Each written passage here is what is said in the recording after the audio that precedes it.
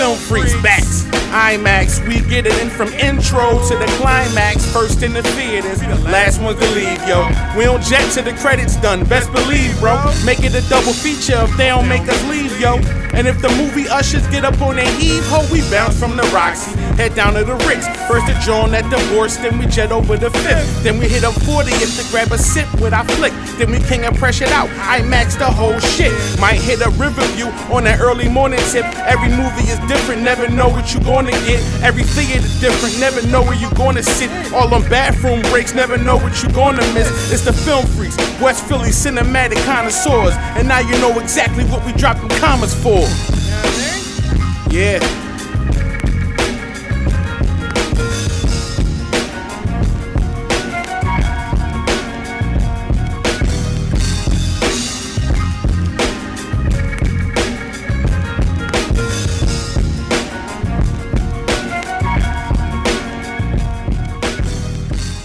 Film Freaks is in the building, back, IMAX, back for another webisode for the people. What's going on, what's going on, what's going on, my brother? What's up with you? How you, bro? I'm chilling, man. I got beer. Let me wait the beer like that, you know what I mean? Gotta cover the labels. Gotta check the labels, you know what I mean? Well, I got that Fuji board. I'm showing this off. It's long nights. Yeah. Film Freaks have long nights and early mornings. So, you know what I mean? We gotta have a little something on deck to fuel the fire, you know what I mean? All day.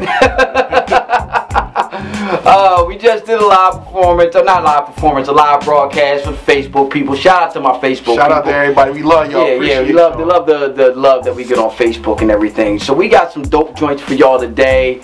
Some joints you heard of, some stuff that's new in the theaters. A real dope joint that's in the theater. What's that? Your boy Tom Ford. Tom Ford. Tom Ford. Tom Ford. So we're gonna go to the first joint of the day, which is Ava DuVernay's second feature film, and it's on Netflix. It's one of my favorite of her films. It's called Middle of Nowhere. Check out the trailer for Middle of Nowhere. Film Freaks will be back. You know what I mean? This is dope because now it's on Netflix for everybody. 7, North Hall Level D, Derek J. Murray. My registrant number is 051954. Can you even believe it? I can't believe it.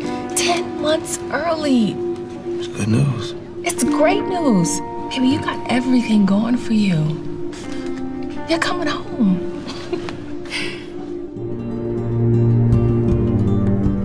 We are somewhere in between, in a middle place.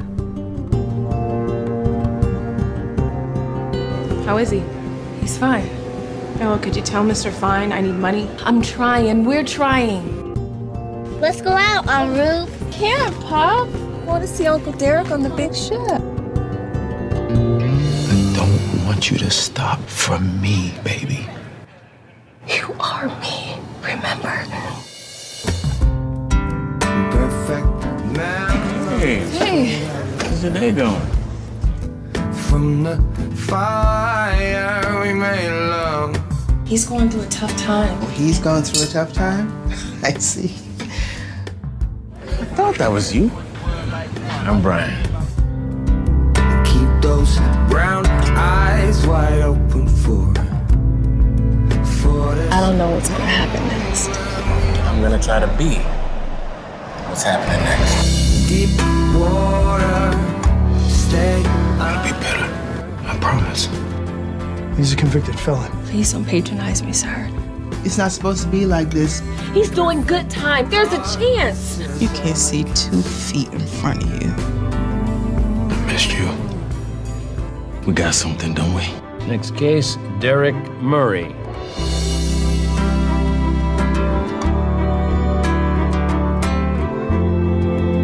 The past has disappeared, and the future, it doesn't exist till we get there. That was 2012's Middle of Nowhere. Directed and written by the beautiful Ava DuVernay, of course. And it's got Emiyati Corinialdi. She is gorgeous. Beautiful. Gorgeous. We got the guy David Oyelowo. And then we also got the boy from Power, Omari Hardwick. What's that? Ghost? What was that? Ghost. Yeah, that's Ghost. Yeah. Amari on a bunch of different stuff here and there. You catch Amari. He get it in. Yeah. This is dope. You know, Ava DuVernay. She wrote it, and directed it. Yes, lovely. This is her second feature, and this is my favorite of, like, I like this more than I liked. What was the I Will Follow was her first joint. Right. And then she had Selma, but this one, because it hit home. It's a real situation, and like I've been like, if you watch the movie David Oyelowo's character, I've been David Oyelowo's character. You know what I mean? When you're in a situation with a woman that's got a situation going on, a crazy situation. So I've been there, and like it's like one of them jokes, just like when we was watching last week the British John. You're right. The same type of deal, like when you're dealing with a situation with a woman and she got something going on, and those kind of stories always hit home to me. I really like to watch them and like see somebody else that went through that kind of shit. You know, because it's real life. Yeah, you know definitely. what I mean? Real life. So that was that. We're gonna go into some more real life stuff. This joint was at the Philadelphia Film Festival, and now it's in the theaters right now. Just dropped. Check out the trailer for Bleed for This. Film Freaks will be right back. Bats and IMAX and Ugly Mucks. You know what I mean? He went in for this joint too. Yeah, boy, he in a bunch of different shit. He do work, man. Even though I don't like his face. I'm feeling good. Now everybody, if you're in the game, there's no guarantee you're going to walk again. don't take no time. This is insane. Don't take no style. No. Where you going? Come here. No.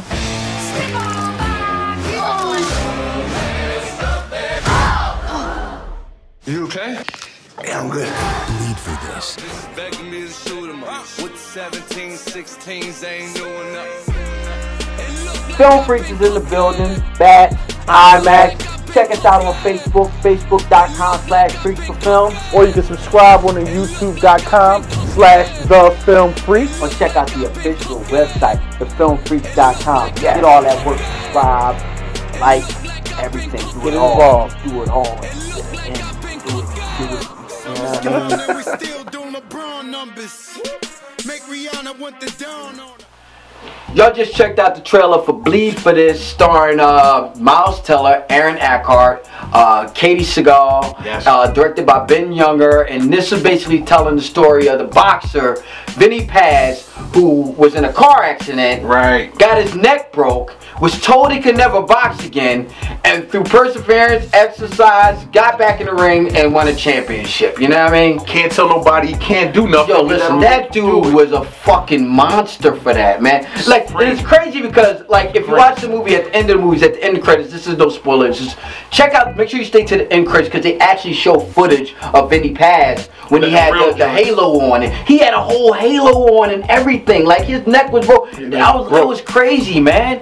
This show, it was playing at the Philadelphia Film Festival, so we caught an early viewing of this joint. And listen, if it's in the theaters now, make sure you go check out Bleed for This. Inspirational story. Miles Teller trained with Darrell Foster, who was also the trainer for Sugar Ray Leonard. Okay. And he also got Will Smith in prepared for the role for Ali. Nice. So this is definitely some work. If you're out and about in the theaters, check this joint out. And Miles Teller, not only did he learn how to box, he had to learn how to be with a broken neck. So it's like he went from one extreme to the other. And this is the second movie he was like in a car accident like that. It was the one he had called The Spectacular Now. Okay. And he was in a car accident, and he was in real life. He was in like a car accident like that. See? Yeah. I didn't even know that. Yeah. So shout out to Miles Teller. Miles Teller putting in doing your thing, bro. He had what's the joint he had earlier this year? War Dogs. Right. Yeah. I forgot he was in War Dogs. Yeah. You know what I mean?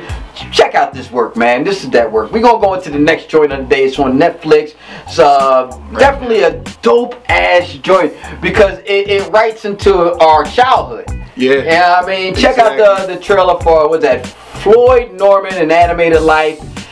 Check it out. Check out the trailer. Bats and IMAX will be right back, man. Get involved. This joint was, I remember when it was in the theater. For the bare necessities, simple. People have often asked me how did it feel about being the first African American at Disney. Well, I wasn't even aware that I was an African American. I was another artist looking for a job. There's always rumors of black people in Disney. it's always like, no, I think there is one. I was told as a kid, you know, hey kid, well, you can't get a job at the Disney studio, you know, they don't hire blacks. I don't know, people just assume that. And because I want to do it, I just went there and applied for a job, and I got it. And when they told me I'm going to be working on the Jungle Book, I thought, how am I going to do this? Now he's upstairs with Walt Disney, and they're asking him to do the hardest thing of all, which is be funny. Come on, Floyd, be funny. But Floyd made it possible for others to say, well, he can do it, I can do it. Now there's enough of us for us to be mad at each other. Hey, there you go. There's a black guy that I don't like. I've been an animator, layout artist, storyboard artist, writer. There's no one who had worked with Walt Disney and then gone to publications and then ended up at Pixar. Every time there's a great moment in animation, look around, there's Floyd Norman. He's like the Forrest Gump of animation. The kid's good. He's only 79 years old. He's a very introverted, very humble on the outside guy. But the truth is he's iconoclastic and he's a troublemaker. I remember on Mulan, he'd put out a book directed at the money-grubbing aspect of our industry. And some people got very upset by them. That guy's a bad guy. He's a troublemaker. Don't hire him. Hi there. Floyd says to us all, we could do better. That's part of what makes him a legend. Disney has been a part of his life forever. And when he turned 65, Disney told him, you're out of here. I've never seen him more devastated in his life. He was in his prime. They should not have let him go. Perfect. We're talking about race has been an issue. Now ageism is a real big issue. He told me when I was a kid, I would never retire. He's the biggest kid I know. He loves the studio. That's what has kept him young. If you love that and that's your life, you're not going to be stopped. The old guys have been beaten down. So they needed somebody that's maybe retired who can go in and raise hell. Well, if you could press rewind on the past you've left behind, what's the life you lived, one frame at a time? Film Freaks in the building, Fats, IMAX. Check us out on Facebook, facebook.com/freaksforfilms. Check us out on YouTube, youtube.com/thefilmfreaks. Or check out the official website, thefilmfreaks.com. You know Somebody got to die. This guy, either way, somebody mama throwing the fish fry. Bigger the beef, bigger the clip size. Home Depot trips, duct tapes. You just checked out the trailer for Floyd Norman and An Animated Life. It's a Netflix joint. It was in the theaters. It's a documentary bio about one of the first black animators at Disney. Right. At the time, he's like the only black animator at Disney. He said that basically people were saying that Disney was racist or Walt Disney was racist and the black man couldn't get a job there. And he was like, I applied and I got the job. You know what I mean? Right. Which is and it's dope because it takes you through his whole entire time being at Disney. And this guy basically animated our childhood. I see. That was the best part about the joint, like taking you back. Taking you back to Snow White and what was the other joint? With the Mary Poppins and then he left Disney and then he was doing shit on his own and he did the Soul Train opening with the animated train. The Soul Train opening, he did some Fat Albert stuff and stuff like that. Right. A lot of the Hanna-Barbera stuff, Captain Caveman. Captain Caveman! That was my job! Yeah, but he was doing a lot of that Hanna-Barbera stuff. Scooby-Doo? Yeah, exactly. Scooby-fucking-Doo! You know what I mean? You gotta know your history of where it's come from. It all comes from Floyd Norman, man. So if you got Netflix, make sure you check this joint out. It's definitely informative and dope. It's a documentary. So I was like, damn, I remember it came in the theaters and I just didn't catch it in the theaters because I don't get a lot of documentaries in the theaters, but it's on Netflix and you can check this joint out. Get involved. This is real deal. Yeah. So we're going to go into the next joint of the day, which is Billy Lynn's long halftime walk. Ang Lee new joint. Ang Lee getting a lot of flack for this movie too, man. Yeah. A lot of flack going on for this joint. Check out the trailer. Film Freaks will be right back. A group of genuine American heroes. Cover!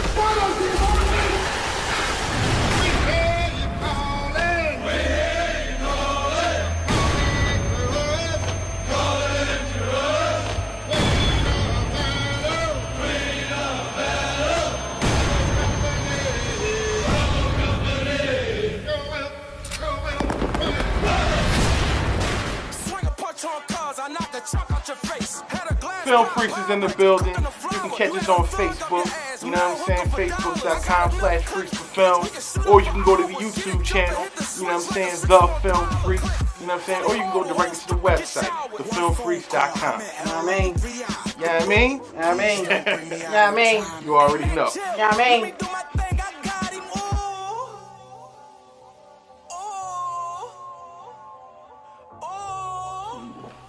That was Billy Lynn's long halftime show, long halftime walk. At the halftime show, directed by Ang Lee, starring Joe Alwyn. Yes. This is his first, actually. That's why they got him for the new face. Starring, also starring Vin Diesel, Steve Martin, Chris Tucker, and young boy Astro. That was in the Walk Amongst the Tombstones with Liam Neeson. Fuck with Astro. Shout out to Astro. You do your thing, guys. Yeah, I mean, shout out to Astro. This is a war film, but it's not a war. It bounces back and forth between actual life and when he was at war and him dealing with the fact that whatever he was dealing with, and it's all dealing with this whole time with him going to this halftime show and being celebrated for what was like the worst time of his life. How about that? You know what I mean? That's a real irony right there. Yeah. It's a dope. Only thing, it was a funny thing about this movie because this little part where they're supposed to be like Destiny Child's supposed to be performing at halftime. Word? Yeah, but it ain't Destiny's Child. It ain't Destiny. It's like you just see little. You gotta cool out with that. You just see little like blonde hair in the back, and you know that ain't Beyonce. Ang Lee, cool out, man. Cool out. That's the only part of it that was this. I was like, but the movie is dope. First film filmed and shot using 120 frame rate. That's what he getting all the flack for. The style technique he used. But if you're Joe moviegoer, you don't know what the fuck a frame rate is. You know what I mean? You just go in and then it looks goofy, but it looks like real. It looks almost like a soap opera or whatever like that. It looks so like in your face and real. But honestly, that's where movies are going now. Hobbit started off doing what was the first one to jump 64 off. or something like that. I forget how high the Hobbit. I think they might have been 60. 60 on the Hobbit, something like that. That was a high frame rate. He doubled up. Double up. Yeah, so double up. A different frame rate. So if you go into the movies and it looks different, it's purposely looking that way. You know what I mean? It's a new wave. You got to get involved. Absolutely. Chris Tucker's first feature film in 4 years. Nice. I think last feature film he was in was Silver Lining Playbook. You know what I mean?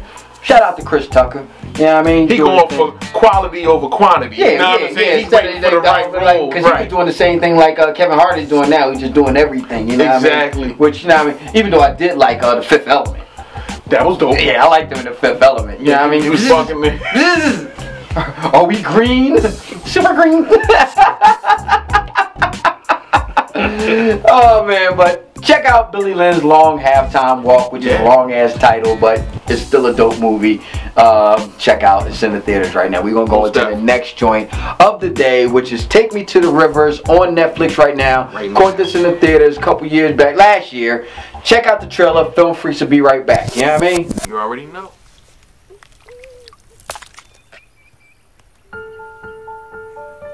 Close your eyes. Why? Just do it. It's a game. 1, 2, 3. What happened to her? Okay, I don't know. Were you there? Okay, come with me. Yeah, I was. Does this happen with her? What? Hey, that's enough! Keep your son away from my daughter! Could you take your pants off? Oh, you have a lot of guts whipping these out on Grandma's farm. What about his shorts? Are they trying to scare me? Because I couldn't have done anything to her. Might be best if you could stay out here tonight. Mom, look at me.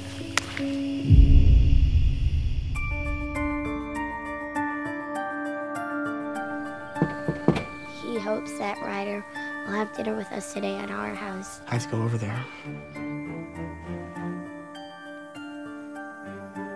You guys are just in time. Which of these girls looks the oldest to you? What? You a heartbreaker? Or do you just tease him like your mom used to do? Kids having fun? Why was he acting like that? What's going on? I don't want to talk about that anymore. This is not the time to make a statement. This is the time to try to smooth things over. Are you sure that you want to go deal with him again? I am not lying anymore. Will you get that through your head?